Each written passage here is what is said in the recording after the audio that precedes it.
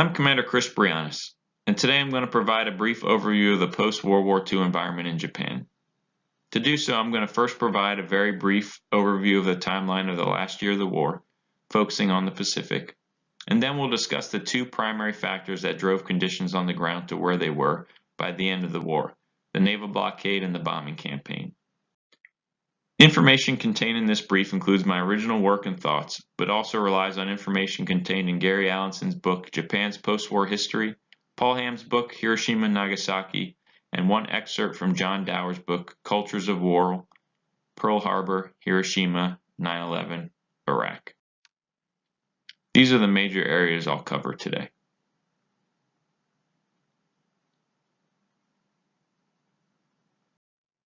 On the night of 9 March 1945, one of the, if not the most destructive bombing raids in history took place against Tokyo.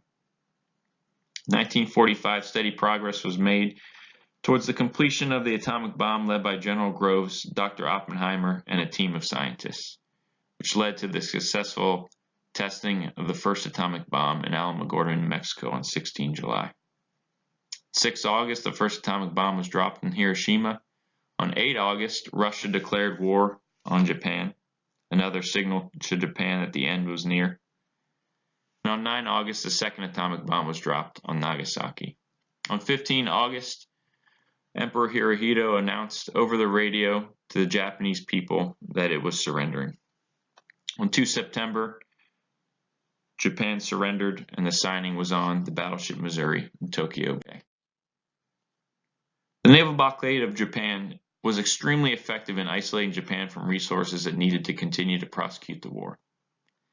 Instead of the 8 million barrels of oil its leaders expected to import from their southern zone in 1944, it imported less than 5 million barrels. In 1945, its imports were confined to the few thousand barrels brought in during January and February by single tankers that succeeded in running the blockade. After the battles of early 1945, when Japan lost the Philippines and Okinawa, United States forces sat astride its vital oil lifeline. Strategically, the war was won. Japanese children helped harvest pine roots to get pine oil as a substitute for imported oil.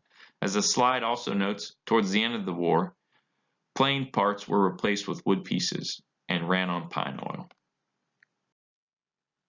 This slide shows graphically just how quickly Japan's industrial production declined from mid-1944 through 1946.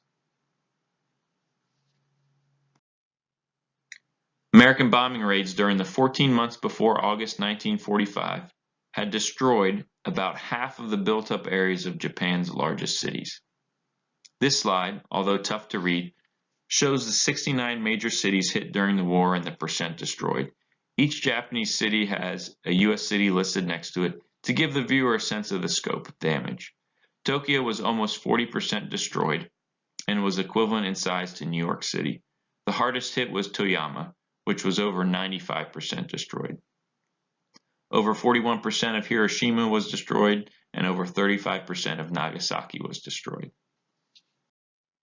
Japanese used the term Yakinohara, or burned plain, to describe their cities. That is how they looked in August 1945. Sometimes a stone house stood above the ashes, twisted frame of a bank or office building stretched grotesquely into the air, startling reminder of previous vigor and habitation. It is estimated that 4 million dwellings were lost in 1944 and 1945. After 1937, more and more of the nation's resources were directed into the war effort. As a consequence, Japan had to forego the construction of roads, schools, civic halls, and public libraries, as well as private or public housing. Coupled with the extensive destruction of homes and apartments during the war, this deeply affected the provision of adequate housing until well after 1945. Many people and families left cities during the war, but those that remained after the war used everything they could to secure shelter. Some slept in subway tunnels, others made homes in abandoned trolley cars or bus bodies. Many built ramshackle huts of wooden debris and tar paper. Still others lived in caves, holes dug out of the ground, with a sheet of cloth or a piece of board to close themselves off from the elements. Here are some additional post-war conditions. Harvests in 1945 were less than 60% of the pre-war peak. They rebounded slightly in 1946, only to decline again in 1947. It took families 2, 3, or 4 years to get to the point that all money didn't go to putting food on the table. In 1945, the number of factories in operation was about 40% of the pre-war peak, and with many destroyed and others idle, more than 2 million industrial laborers were out of work. Isolation from external markets due to almost no merchant marine assets and a devalued currency due to rapid inflation meant Japan could not easily import raw materials. The overall environment was really a struggle for survival for many, and was characterized in some cases by ruthless self-preservation. The U.S. occupation of Japan lasted from August 1945 to April 1952, with the Treaty of San Francisco formally ending the occupation. Appointed by President Truman, the occupation was led by General MacArthur, who had the title of the Supreme Commander of Allied Powers, SCAP. The occupation was officially an Allied undertaking with a majority support from the British Commonwealth, but in practice it was a U.S. operation. There were initially 460,000 troops under the 6th and 8th Armies that comprised the occupation force. Demilitarization and democratization were the focus of the reforms during occupation. The new Japanese Constitution was enacted on 3 May 1947.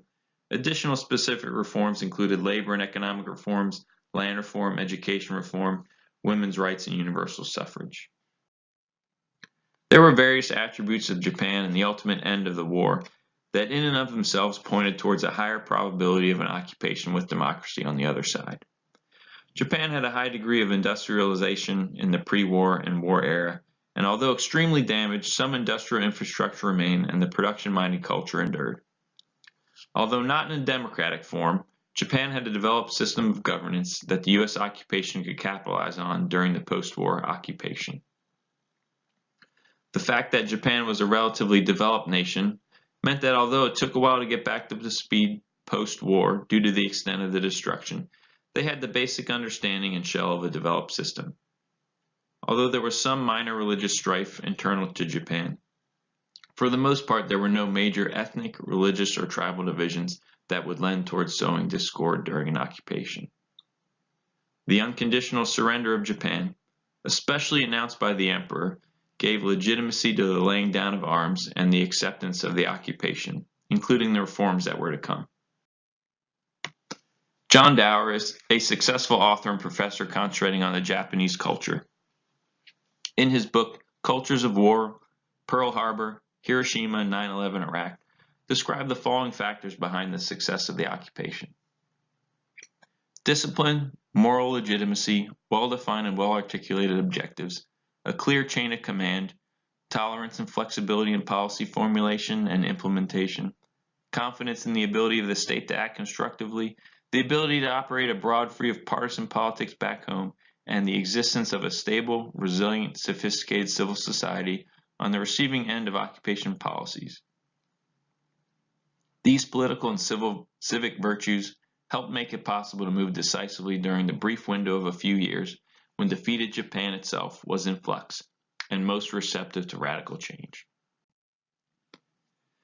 Fast forward to today, and Japan and U.S. relations are extremely strong as evidenced in practice, but also in this U.S. Department of State description. The U.S.-Japan alliance is the cornerstone of U.S. security interests in Asia and is fundamental to regional stability and prosperity. The alliance is based on shared vital interests and values, including the maintenance of stability in the Asia-Pacific region, the preservation and promotion of political and economic freedoms, support for human rights and democratic institutions, and the expansion of prosperity for the people of both countries and the international community as a whole.